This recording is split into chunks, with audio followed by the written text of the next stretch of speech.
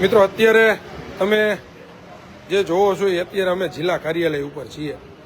ખાસ જે કોઈ પણ જાગૃત વ્યક્તિઓ આ જોતા હોય એની અંદર ક્યાંય અમારી કદાચ ભૂલ હોય, અમે જે પ્રશ્ન કરી છે, અમારી જે માંગ છે, અમારી જે રજૂઆત છે, આની અંદર ક્યાંય અમારી ભૂલ હોય, ખોટું હોય તો તમે તમતારે યોગ્ય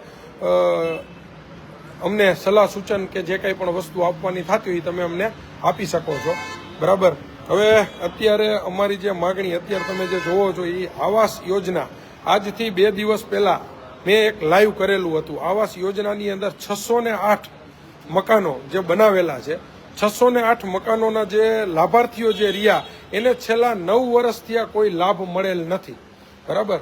608 લાભાર્થીઓને કોઈ પણ જાતનો યોગ્ય લાભ મળેલ નથી.